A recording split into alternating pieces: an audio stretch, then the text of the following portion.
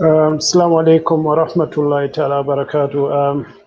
Viewers of Gunjo Online TV, welcome to another episode of Brufut Online Issues, setting the record straight.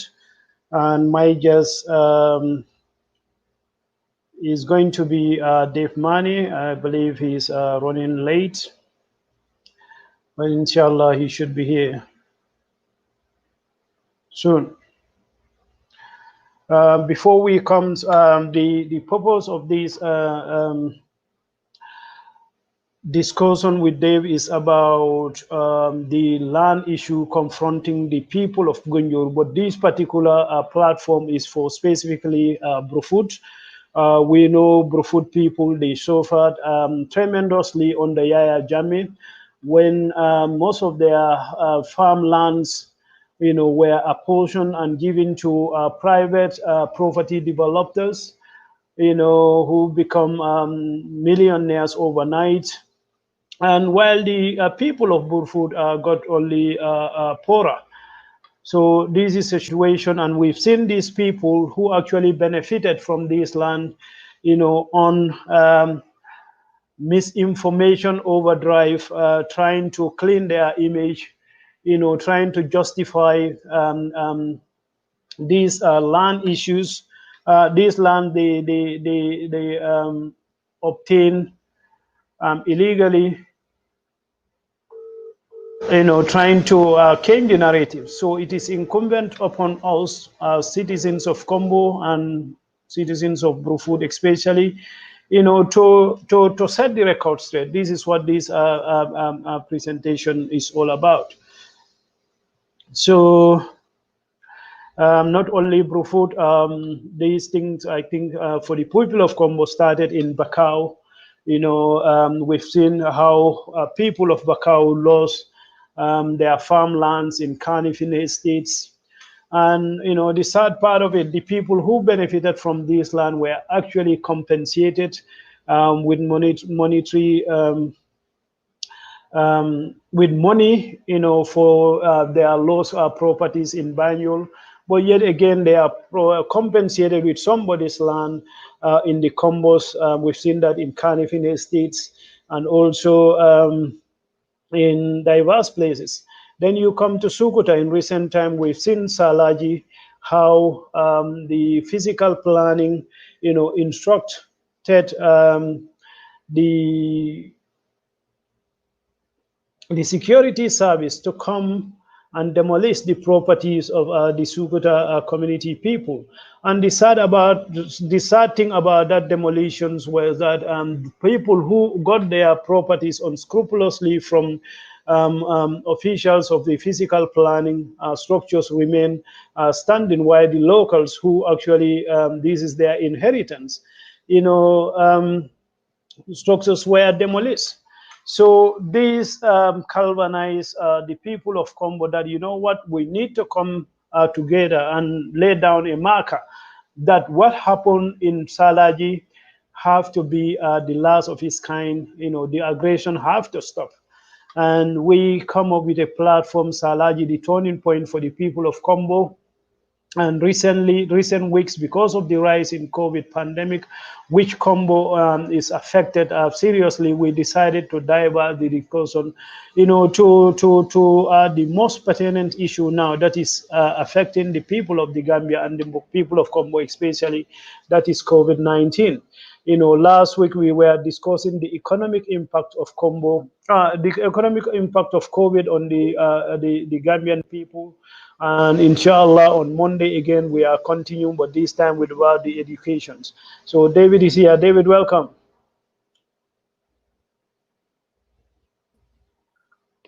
Hello. Your microphone is muted. If you can unmute it, we can continue with this discussion. So David is here. He's going to take over after that long unplanned introduction by me. Because I was waiting for my guest for the to come for this presentation. Thank you all for your patience. I hope probably David is going through some technical issues, which is very common with these kind of platforms. Yeah, but just to continue what I've seen, we've seen that in Salaji, that's not an isolated incident. It happened in Bakau, Brufut, and Sukuta, and next thing we know is Combo, and also the issue of Dave. Welcome. Yeah, thank you so much. Can you hear me? Yeah, I can hear you clearly. Yeah. Yeah, some slight confusion, everybody, because I didn't want to come in as a what's it called? I wanted to come in as a guest instead of a host. So I was Okay. basically waiting for you to send me the link, and then I realized no, actually maybe I need to go in as a host as well. So, but then I Are can you just joking? yeah, yeah. So I there you go. just what I forgot to send it link. This is That's just okay. That's embarrassing okay. to be honest with No, you, no, no, no. because Because I spoke to it. Mr. Jami about it on what's it called on Uh, was it Friday? okay. No, Thursday I think it was. Yeah, then Yeah. we did a what's it called a dry run. So maybe he thought that maybe Okay. I should just come in as a host anyway. But not to worry. I hope Yeah. it's not too bad. I think we are about 8 minutes late. For No, Gambian you are standard, not that's late not too actually. bad. I gave a long introduction, so Oh, I brilliant. covered I covered for you. Yeah. So you Oh, thank you introduce so much. yourself and then Okay. continue. Yes. Yeah. Okay. Hello. Assalamu alaikum, everybody. I'm DF Manneh. I'm from Brufut. Yeah. For the past 2 weeks, unfortunately, I think we couldn't come. It's just the same episode, really. I mean, this is probably our fourth episode, I think. It's about the Brufut land injustice. But Yeah. I mean, as we said so many times, whether either on this channel or on other forums, WhatsApp groups, and other Facebook groups, we always want to emphasize that this land issues in Combo is not just a Combo issue. That's why we thought it's necessary that we can have a national conversation out of it. I think that's quite important. But today, I hope it's not going to get too intellectualized, but I think we can try to do a little bit of anthropology and sociology about land and even about our political structures and stuff like that, Mr. Manjang. I don't know what you think about that. So we can just No, free flow. no, no. That should be fine. People need to know these facet about land, because I think still, majority of Kombonkers, especially, are not actually aware about the true meaning of land, what land actually means. So this is supposed to be education, for all of us, Yeah. who still have little bit family lands available in Combo. We need to go back to our communities and educate, our parents, about the importance of these lands. That the way they have been disposed of is not the right way to do. There are other ways whereby you can dispose of your land and you not become a complete loser. Thank Yeah. you. You can go. Yeah. I think you've probably given a historical overview or background Yeah, of the land issue. yeah. We've covered this at length, but I think it also. Hello? No, I, that's I, me. Go, carry on. Yeah, Okay. I think it's still important every now and again. We just can do a brief summary of where we are and where we started. yeah. I think the Cumberland issues, the problem started because of the kindness of Combonkers, really. They just, when they were called upon by the First Republic to come and help a nascent nation state, basically got its independence, quote unquote, from Britain. And then they realized that they're in a very perilous economic state. And a chance maritime mishap by Scandinavian decide just turn into tourism industry for the Gambia, and out of that tourism industry, out of the mishap, and the Kombunkers, when called upon, they decided that they would be happy to lease their land to the state. Then we have what we call the tourism development area. So that's where this agreement came in.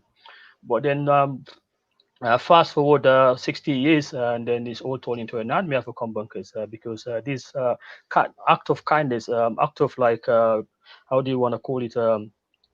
Their Gambianness, their willingness to help the Gambia, people turned it against them. So they became landless in their own communities. They got robbed of their land. So I think that's the backstory.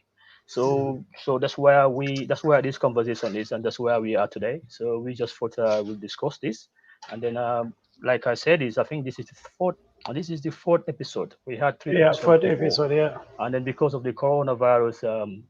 exploded in the Gambia, all our what's it called priorities just shifted a little bit, which I think was perfectly all right. Obviously, Mm. considering Mr. Manja's background is in, so I think it's proper, right and proper that our priorities shifted a little bit to that. So today we here once again, and we just thought we can just carry this conversation. We'd like to do it in a medium whereby we hoping that other people can also interact with us and they ask questions, and then just like a family home. So we just have a family discussion.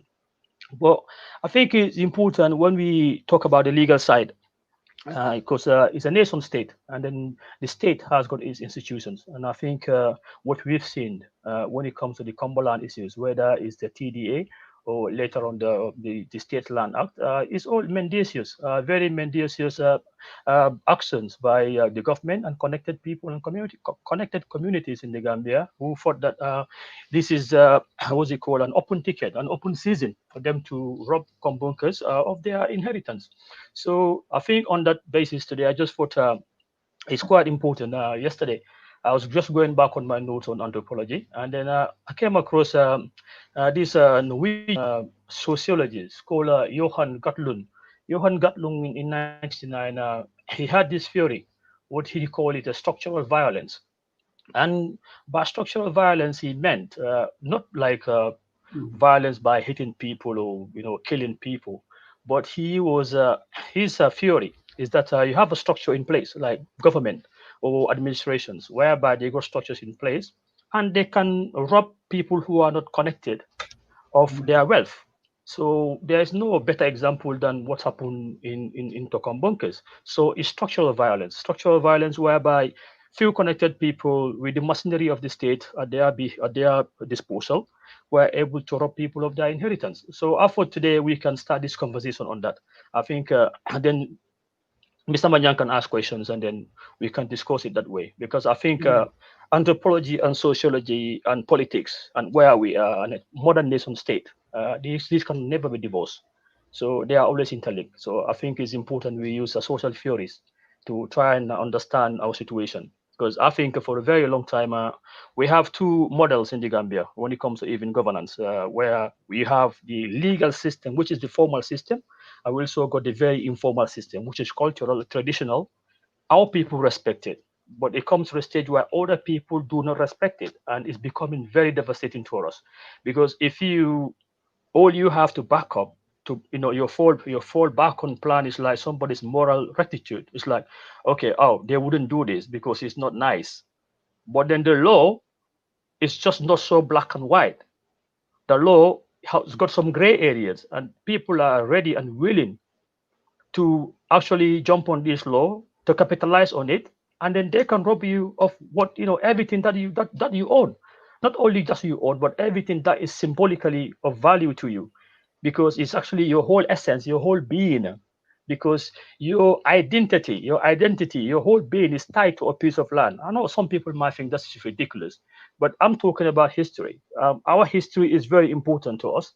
So the land is got a history, and the land has got a history because people founded the settlements, and they founded those settlements through what? Sometimes warfare, war and conquest. So it's quite important we know that we can never move away from this. Or like somebody like me or Ahmed Manjang, you can say we carbunkers, and then carbunkers we can go back to Turamakan. Turamakan Mm. was a war general. So our history can never be divorced from warfare and war and conquest. So people taking the modern system to try to rob us of what is our inheritance, I Mm. think it's a just cause for us to try and fight back and correct this. Yeah. So, and you cannot do this by just using your morality, by thinking that everybody shares your morality. So we have laws, statutes, laws. Laws are not, like I keep on saying, one time I said, laws are made at the behest of somebody, for the benefit of somebody, at the disadvantage of somebody. So let's not ever make any mistake about that. No Mm. law which is man-made is there for everybody's benefit. It's always there to disadvantage somebody. It's always a group of people or a person who, at their behest, these laws are made. So these laws, when it comes to the State Lands Act law in the Gambia, they are made at the behest of a group of people, but they are to the very detriment of Kombunkers. So we need to correct that. We cannot accept that because it's in the law books. We need to accept it. And I made this agreement before. that just because something is the law doesn't mean it's just. Because slavery to enslave people was lawful. Yeah, colonialism was lawful. Apartheid in South Africa was lawful. It's so you cannot just say because something is in the law book, so we have to accept it. No, we shouldn't accept that. Okay. Mr. Manjang, if I speak too fast today, let me know because I just went run and then at the same time I had a terrible headache this morning, so I'm a little bit tired. So sometimes when I'm tired, I speak too fast. So you just put a break No, on me. Yeah. it's fine. Yeah, you can proceed, please. Okay. So anyway, just going back to structural violence. Structural violence, like I said, is where whether administration is either regional or government, they build up structures, and these structures are for the benefit of some people, but at the detriment of others.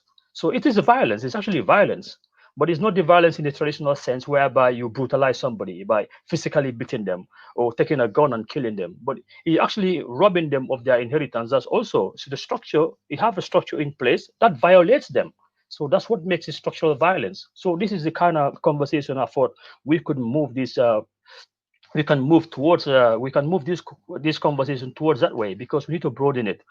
So and it's because of my understanding, okay, my conviction that these issues need to be brought into the public consciousness. We need to force this into the Gambian national public space so that people can discuss this and then they can know what is happening, whether they think is right or whether they think is wrong.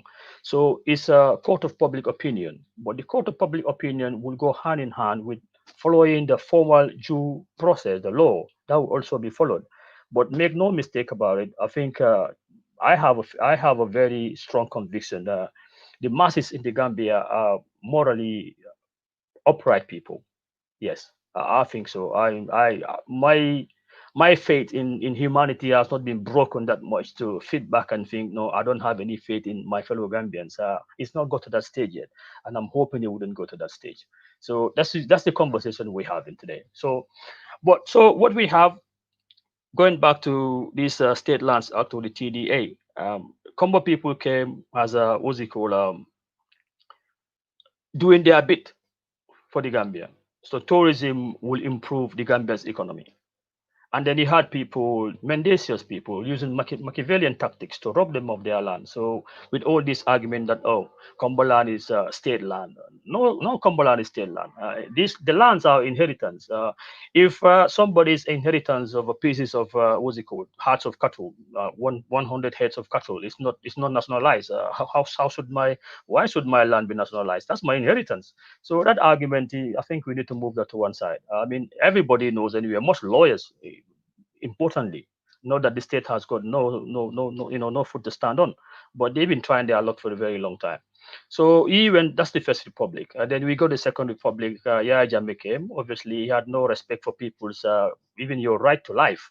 So the man who doesn't have a respect for your right to life, obviously, is not going to have a right to. He's not going to have respect for your right to your property. So within that mix, we had people who were chances. You can say they took upon an opportunity of chaos because we had a chaos.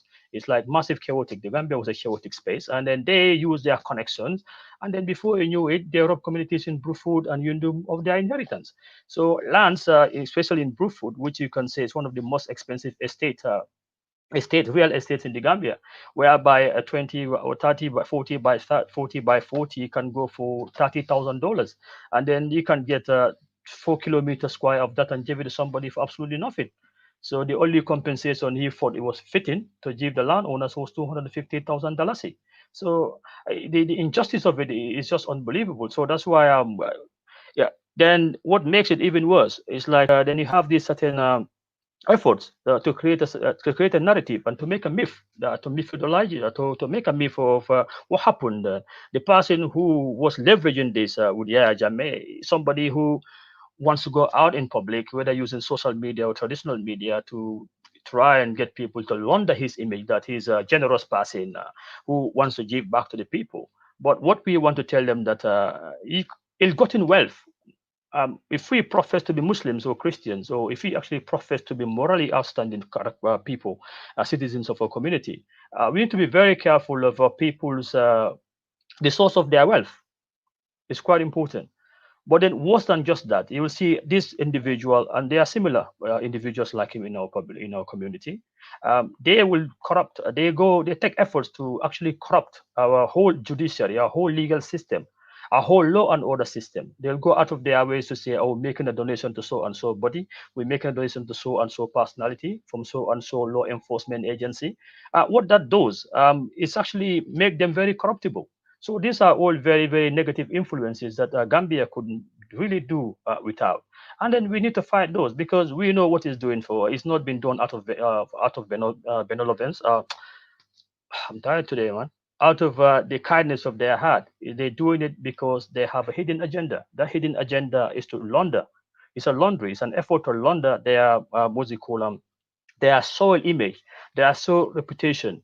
Then you got people in the media who will work with them to advance this. And so I think that's where some of us will have to come to say, oh, hold on a minute, there is two sides to this story, and you're not been actually given the full story, actually been deliberately given the wrong story. So that's why conversations like this are important. That's why we're grateful to the people who set up Gonjur Online to give people like ourselves from Brufut and other areas in Combo, not only Combo, the whole of the Gambia, to come and use this platform. That's what they use it for. Come and share information. Come and share your fears. Come and plead and talk to your people and reason with your fellow Gambians to say, look, this is what is going on. What can we do to fix it? So this is what this conversation is all about. Okay. So, but when it comes to these structures, again, structure is going to be the central theme of this argument today. This structural violence we're talking about. So you got a certain community. Um, Geographically, they might have centered from one place. So they played a very central, an oversized influence. They had a very oversized influence in the whole Gambian socio politics. You know, very, I mean, very tiny percentage wise, very tiny numbers wise, but you can never discount. Um, they can never discount their hold and their influence on how the Gambia is governed. So they have these links whereby amongst themselves they work between themselves among themselves to benefit themselves and there are people who are connected to them. So these land issues always have to be seen within this context. There's a context there. It's not contextless. These lands have not been lost. There is a context to it. There is a history to it. There's a mechanism to it. So these are all structures which goes back to structural violence because you've got structures in place that are there fundamentally built and reinforced every year at every given time. They've been reinforced to disempower some people and empower other people economically, politically, and socially. So this is some of the issues we have. Okay, so they become the principal beneficiaries. They're like you can say they actually our systems gatekeepers. So you got a system in place. You got a few people. They mean to be the gatekeepers to make this work. But within this, you have connections, networks of people who are there for their self-interest. So this is a fundamental problem, and it all goes back to structural problems. So that's why Gambians have to sit back, and then we can try and rebuild our institutions, and we can restructure them, whereby you don't have one community using their influence and their connections to a devastating effect on the rest of us. So that's why these conversations are quite important for us to have. Mr. Manjang. I hope I've not rambling for too long. Like I said today, I'm struggling a little bit. I've got a headache all of No, right now. it is fine. I'm going to read a comment from Ibrahim Ajani from the UK. He said, since the whole issue is mendacious and our groundswell in discontent fell deaf ears of the possession of government, is there any time projection that we will say enough is enough, clinging to government that will Okay. not listen? Yes, yes, I Hope heard you you very hear right. me. Yes, Mr. Jame, thank you. I think that's the $100 million question. Jane, sorry, Jane, Mr. Jane. Jane. I think Yeah, that's the yeah. $100 million question, Yeah. really. I think that's a determination we have to make. And I think somebody like ourselves, yourself, Mr. Manjang, and others, whether it's in the Combo, Iruakafu, and other associations, not only in Combo, all over the Gambia, I think people are sitting back and questioning where we have been, where we are, and where we are going. I think these are fundamentally important questions. If we have to wait for the institutions in the Gambia to correct themselves, they wouldn't, because it's not in their benefit. It's just as simple as that. If I can get somebody's inheritance, 4 kilometers of 4 kilometers square of land for free, and nothing comes out of it, why would I want the system to change? If I'm a police officer, I'm in a law officer, I'm in the judiciary, I help that person to get this land for next to nothing, and he is able to give me plots of land and build on these plots of land for me and my family. What interest is there for me to change the system? There's no interest. There's no motivation. So that's where we need to come in as Kombunkers and other Gambians to say enough is enough, because we have been disadvantaged, but not only been disadvantaged, we are actually being disinherited. Yeah, but worse than that, future generations coming after us would not have a place to live, would not even have a place to. We can't talk about farming. I mean, forget about farming. They wouldn't even have a place to live, let alone a place to farm. So that's where we are right now. So that's why we don't sit back and wait for anybody. So through this conversation, I'll be making what's it called suggestions of what we can do as Kombunkers to address this situation. But I think it's come to a stage by where you, Mr. Jani, actually came to the realization, and this is not to patronize you, by the way, because none of us are more intelligent than you. But you just came to, just like us, you came to the realization that, look, something has to give. But Mm. nobody in the Gambia is in their benefit for Yeah. this system to change. So that's where we come. That's where we need to make sure that this force is, we force this. It's quite important. I think it was I'm not too sure who said it. I think it was somebody says what's it called, Thomas Jefferson said it. Other people said Mandela said it, but nobody knows who said it. But I think it's very, very important. It says that when injustice becomes law, resistance becomes a duty. Mm. So there's a lot of injustice in the Gambia. Mm. So it's our duty and responsibility to resist it. Mm. So in what other form? So some people will use platforms like this. Some people will write. Some people will speak to their people back home to do some politicking, to make them aware that what is happening is not right. But you are not helpless. There is something you can do about it, and that's where we come. That's where yourself, Mr. Jane, myself, Mr. Manjang, and others like us, that's where we come. That's where we have to help our people back home to tell them, look, there is a threat here. And the threat is not only for now, but the threat is actually going to be much more serious in the future if we don't do something about it. So I think it's a duty and responsibility for all of us. So I think whatever ideas you also have, you also can come on this platform. You can go to other platforms. You can make a phone call. You can send text messages. You send WhatsApp. I think between now and 2021, we don't know what is happening with COVID-19, but I think Kombunkers need to put our marker down.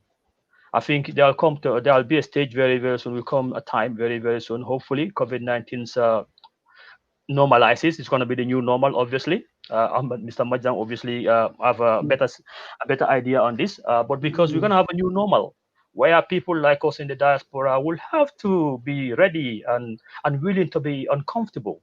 We have to we have to be accept some sort of discomfort.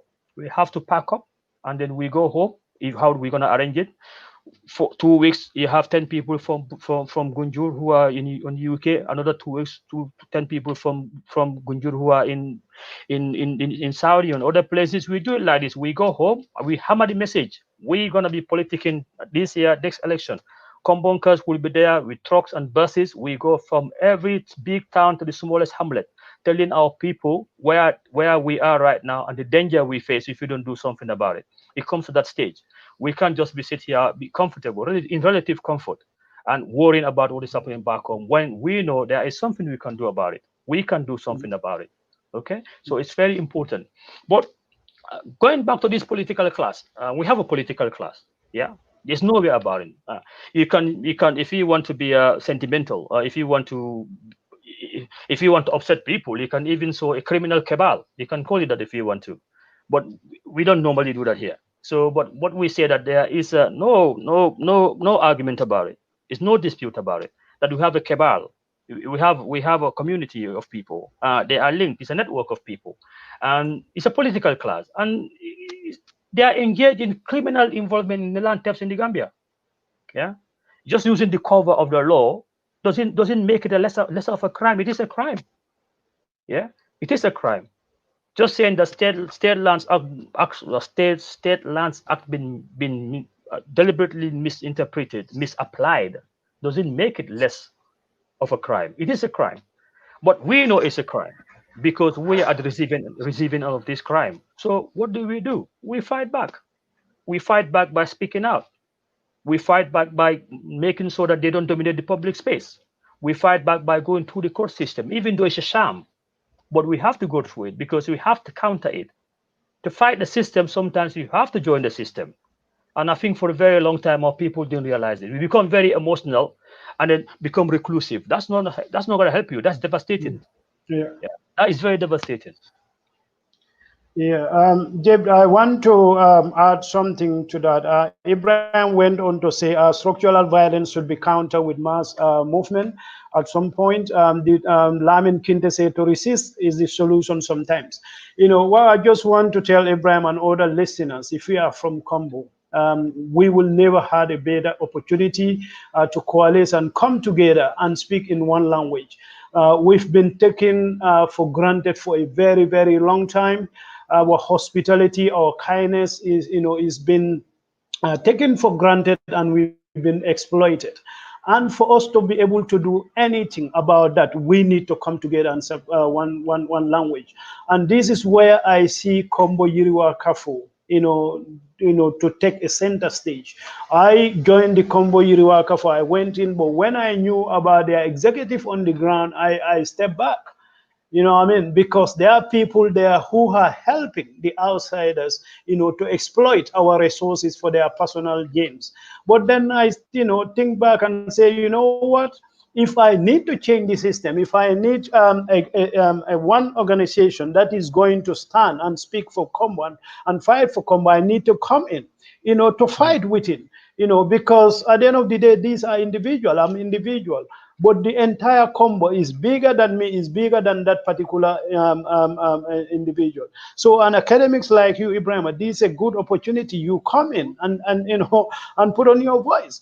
We've been we've been divided for so long politically. We've been married to our political parties, and they use that to distract us. So it is about time we come together. We can be part of our political parties, but then if Combo need to take a political position to make sure that these political parties make us a priority. We watch, in horror, the coalition 2016. Combo, the people of Combo play a significant role in the success of that coalition. And from independence, it takes the open-mindedness of the people of Combo to go in the hinterlands to convince them, about the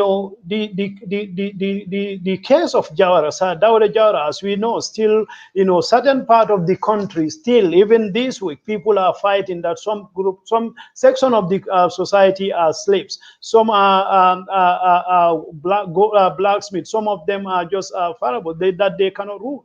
So, but Combo people, we are over this for a very, very long time now. And because of that, we are very insensitive to these kind of little fights and all that. But they capitalize on us and divide us. So it's about time we come together, sit together, and say, you know what, enough is enough. We need to defend what belongs to us. As they've said, slave trade at one point was legal. Apartheid was legal. Lynching black people was legal. Black people were not even human enough to even go and vote. These were all legal. So to say state land act said, well, the land of Combo belongs to the state. I see no other motivation factor for the people of Kunjur to come Combo to come together and fight against this illegal law, this discriminatory law. So thank you very much for your comments. Dave, we've seen people who benefited from this illegality, and also, as you said, during the Second Republic, there are chaos. There are people who probably, to them, they think they are smart, they capitalize on that chaos. and involved in state capture or stealing of poor people's inheritance. Mhm. So that's why this platform come into being. And this is an open platform. You have an idea how we can fight this together. Send us, you send us a text. You don't even have to write an email that I want to be part of this platform. You are coordinating. Let's put our heads together, because for a very, very long time also, the people of Congo, we are so married or so distracted by these partisan politics. Even when our own sons and daughters decided to put their names forward for political office, we laughed at them. We don't take them seriously. But I think we learn our lesson the hard way.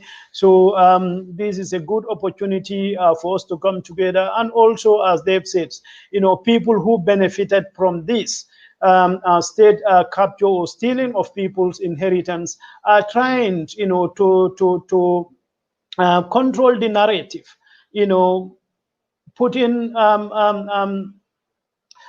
media campaign, that will trivialize the suffering and the loss of our community. So that's why this platform come about, to give the voice to the voiceless. So Dave, you can continue from there. Yeah, thank you, Mr. Mr. Manjang, Mr. Johnny. Thank you so much. And I think there's no argument about that. When it comes to the laws in the Gambia, maybe this is not unique to the Gambia anyway. The laws become so subordinated to politics. So if you are politically connected, the law actually doesn't apply to you that much. I mean, it happens in places, but in Gambia, it's very, very pronounced. So that's why today, like I said, the theme of the discussion is going to be centered around the structural violence, because these all come under that. So it can some people they can get away with murder literally in the country because laws have been subordinated to politics. So that's why it's disconnected people, they have no fear.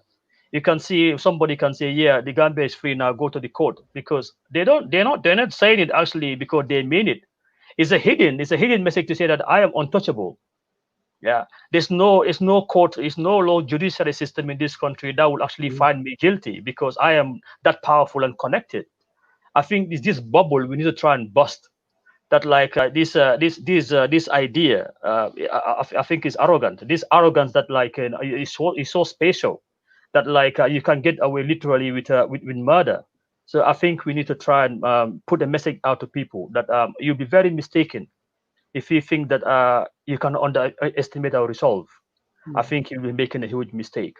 We don't uh, question that you got connections. We don't question that. We don't underestimate that you're powerful. We don't underestimate it.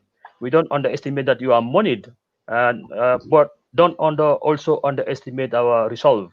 That because we are from Combo, we're not connected. That you're gonna go scot free. That's not gonna happen. We can guarantee you that.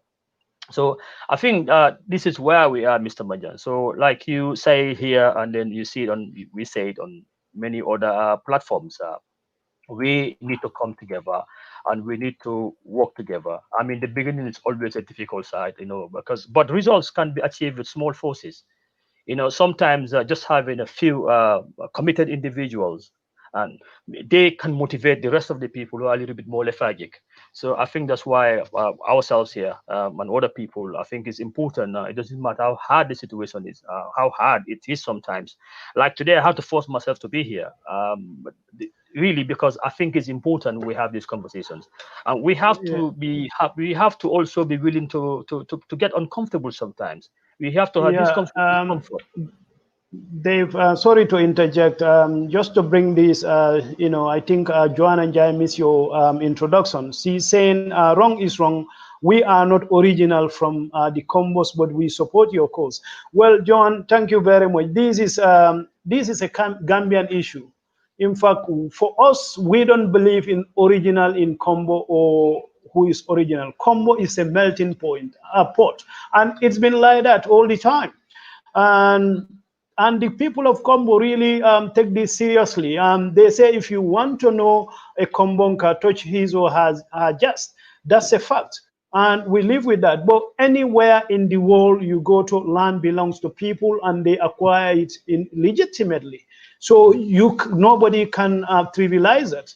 And what is happening in Combo actually is not a Combo issue alone, is a Gambia issue, because this is state, if they get away with it in the Combo, the next Combo is going to be occupied. The next might be Fonyi.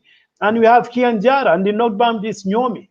So the as you said, wrong is wrong. It doesn't matter who is affected, and we appreciate your, showing our solidarity with us. But Combo, we don't believe in we are the original Combonkers. No, Combo is a melting point, and it has always been like that. People are coming in. People want to reside because people are generally very, very tolerant. And if you've been observant, you look at this old tribal sentiment that is taking a nasty turn in the Gambia, very, very hardly you will find a Kombonka leader that we're not comfortable with it, because we've been intermarried with all kind of tribe. All tribe is a melting pot, as I said. Yeah. So you cannot be a Kombonka and be tribalist. That means you have to find a way of divorcing yourself from your other relatives. Thank you very much, Dave. Sorry for that No, no. interjection, but I think I No, need no, to I still. think that's very good and very timely interjection. I think Mm. Joanna, like you said, probably she missed the first bit of my introduction anyway. Joanna, thank you so much. We appreciate this. We appreciate the solidarity. Like Ahmed just said, I can only emphasize that this is not a Kombonka, this is not a combo issue. This is a Mm. national issue. I mean, I probably didn't see the other episode we had whereby I was showing the what's it called, the arguments put forward by the lawyers in court, basically contesting people's ownership there in inheritance. So that might be combo today who are at the receiving end of this injustice, but it might be it could be Jara Soma tomorrow. It could be Kiang. So yes, just because it's combo doesn't mean other people don't have a stake in this. I think that's why this is national conversation. We're trying to broaden it. But anyway, going back to what I was telling Mr. Manjang, I was just saying that people can achieve you can achieve great results by having only a few, just a tiny small force, as long as they are committed and they also have networks. We have to have a networks. We've got to create networks amongst ourselves. So if from Gunju create a network of 10 people, out of those, all those 10 people also create a network of 10 people. So we have a multiplication of what's it called factors going on. For then the total sum will be thousands of people. I think that's the whole essence of what we're doing here. But we need to be ready and willing to be agents of the social change. It's not only social; it's also cultural change and also psychological change as such. Because I think sometimes some of our people, it's like a psychological hold on them to say that, oh, money masabuka kele. Because that goes back to people's very limited understanding of what Mansa is anyway, and their historical understanding of what Mansaya is and Mansakunda, and our contemporary on reality of what Masaya is and Masakunda is. I think people are really struggling to tally this. It's not been married properly, within our political consciousness. I think these are all where these are some of the efforts we try to work on and trying to demystify to the people what actually Mansa is or what Mansa Kundaya is. I think that's quite important. So it's some sort of cultural war. It's like a battle, but this battle has got different arenas. Yeah. So some will be like they will say this revolution will be televised, to borrow a quote. Some of them wouldn't be televised. Some of them will be in the foreground, in the background. Nobody will hear or see it, but it can still be very lethal. So we have to have multi-pronged approach. I think it's quite important we do that. But we have to have people who are ready and willing to raise their head above the parapet. So those people, I am volunteering to do that, because I think it's come to that stage. And if I can give anything to my people, the least I could give them is at least to open my mouth and say something, or take my pen and write something, or what the case might be these days, type something. But we have to do something. We cannot just sit back and just accept the status quo, because thinking that we're helpless. We are not helpless.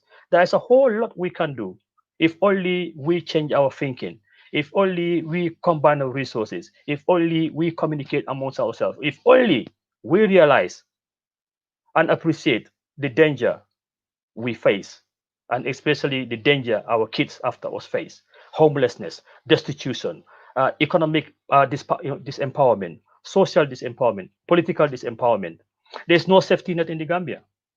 If you poor, you learn less. You don't have an education. You connectionless. There's no safety net for you. Where do you go? So what we are fighting for is actually a job a government should be doing.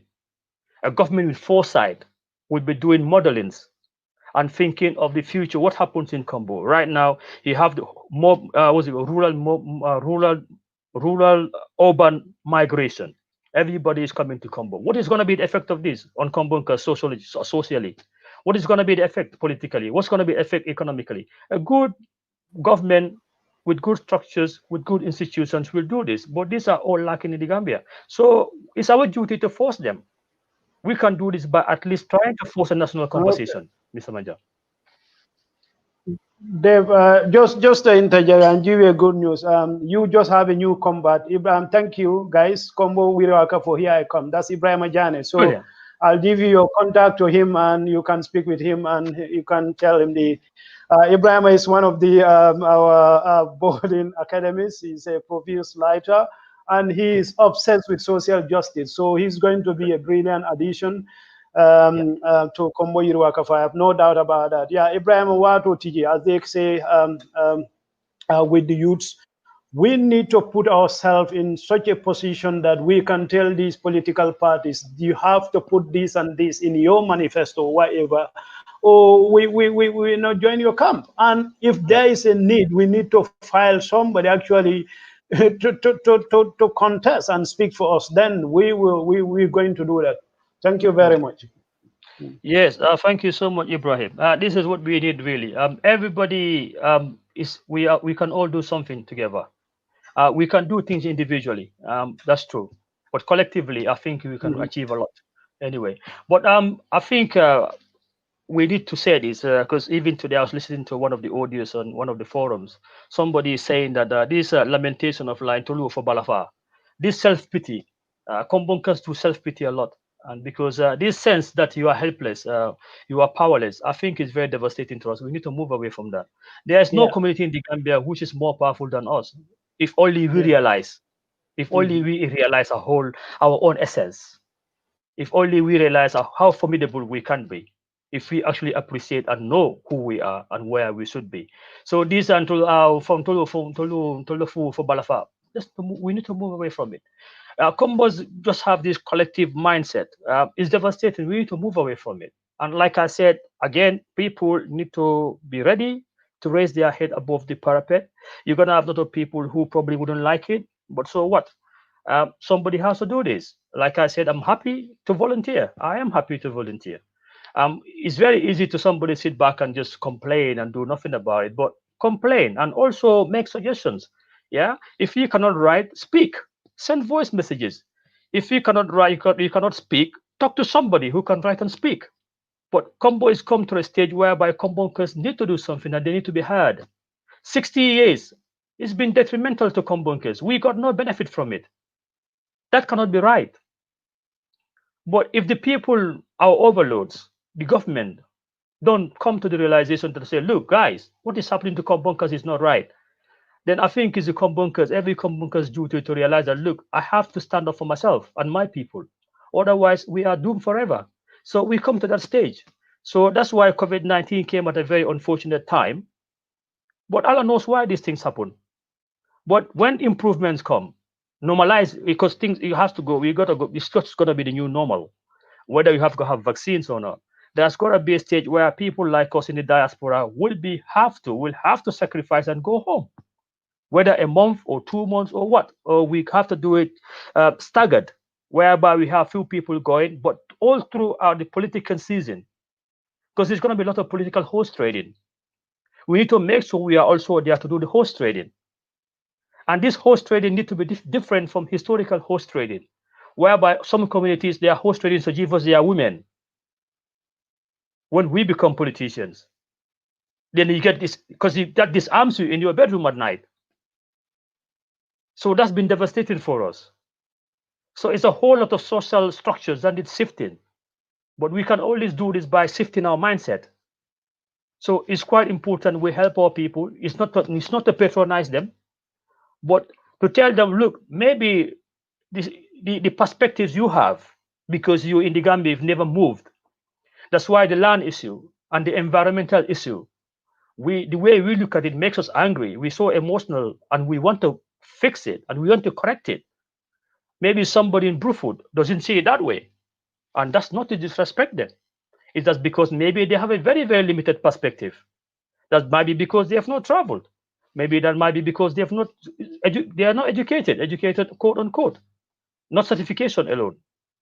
So we need to be ready and we need to be very willing to people to even question us, to people to doubt us. But we have to have a conviction and we need to stick to this conviction because I think what we are on here is right and just. And I think it's our duty and responsibility, more importantly. I think that we can never overemphasize this, Mr. Manjang. Thank you very much. Dave, we have 8 minutes, but before that, Ibrahim made a comment that I don't know, Dave, if you've seen the video of James Gomez whining and dining with the Chinese. I'll share it with you and I'll share it in the group. Ibrahim thinks that should be the discussion today. Yeah, I can't agree more with you, but I can tell you, as I sit here, I'm sending tests. As you can see, the investigation is still going, and you will not believe what we managed to gather from that investigation. People are being paid in a community and also some business up to $50,000, just to provide cover for the Chinese. Could you imagine that? We have far serious evidences.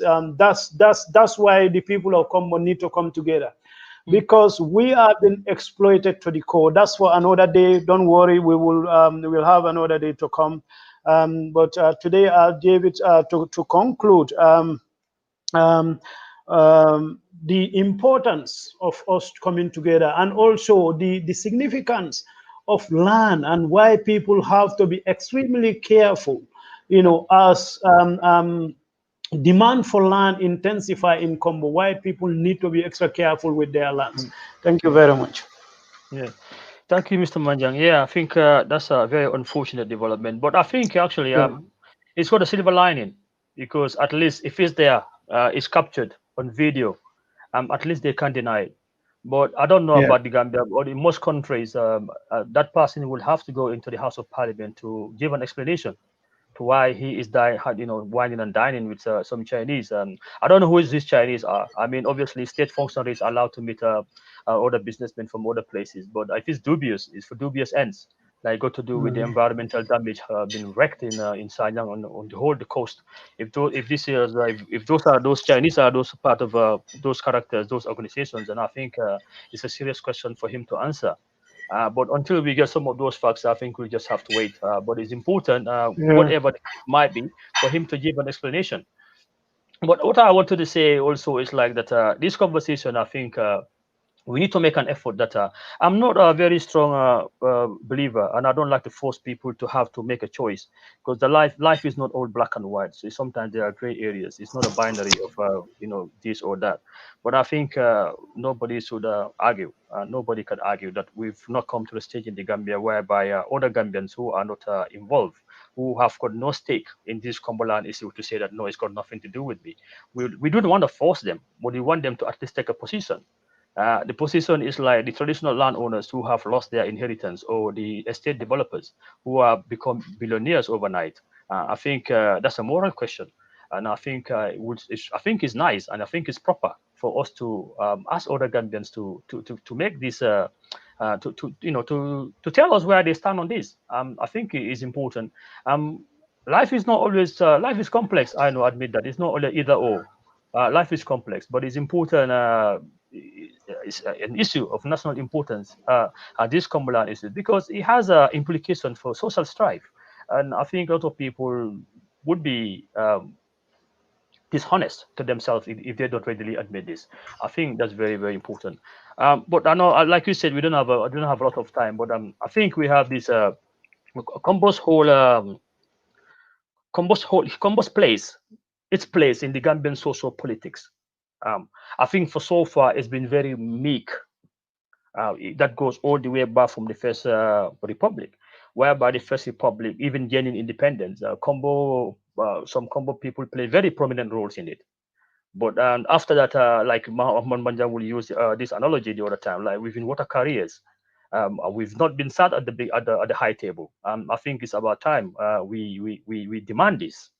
We demand this. We have to demand this because we play a very important role in Gambian social economics. It's not we are not being arrogant to say this. That's just a fact. It's a reality, and the Gambia's economy depends on Combo and the people in Combo. So I think we need to be given accorded that due respect, if nothing else. I think that's very important. And another thing Kombunkers need to look into, and like again, this should be something the government should be dealing with, but we don't have a functional state, and that's been the case, unfortunately. This rural urban migration, it has a lot of implications. It has implications on Kombunkers, changing their demographics, number one. And the demographic changes comes with political power and even loss of political power.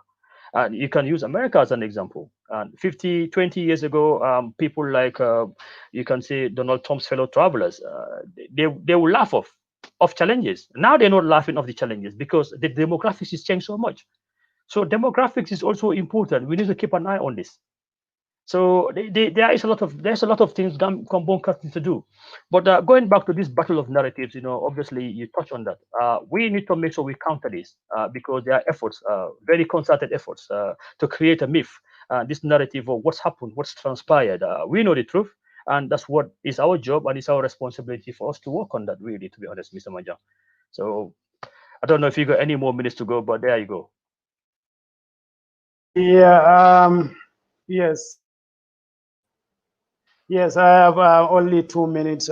Just going to say thank you very much and to our viewers, and also to tell you you can watch Kunjur TV online and through WhatsApp, and also to do through Facebook, YouTube, and also Twitter.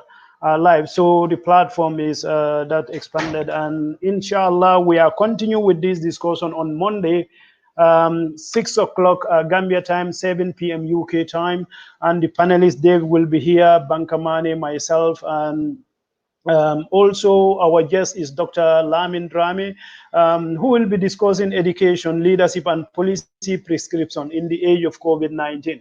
So we are trying to tailor everything in the COVID-19 context. As Dave said, that's the new normal. We have to live, we have to be used to wearing the mask, observing social distancing and all that, so let's hope we have a vaccination that will make things a little bit bearable, but this is the new normal. Thank you once again, David, and also anybody watching this program, you need to find out. Dave, you have a comment? Yeah, go on. Yeah. This is just to hammer those Brikama Bush people anyway. I was just gonna say that I think it's just, I don't know if it's just mere coincidence, but it's just amazing that you have two people of Kabu origin, two people descendants of Tramakang, Manneh Nyancho, and then Manjang Sambu Nyakowali. We are the forefront of the war in Congo. Yeah, I think this time we are not on our horsebacks, with sword and ready for war, but we're still very formidable adversaries. We are potent warriors. So I think Brikama Bush people need to be aware. Okay, you got the Karbunkers here, and we got your back. All right. Okay. Yeah. So it is a case of give spare to Karbunka, they will excel. Give gun to them, and give pen to them, they will excel. And it matters more to us because we got it through conquest and fight and war and conquest. Yeah, so we are here again to look over you guys, and thank you very much. I really like that joke. Thank you, Mr. Benja. Okay, thank you. Okay, bye-bye. Bye.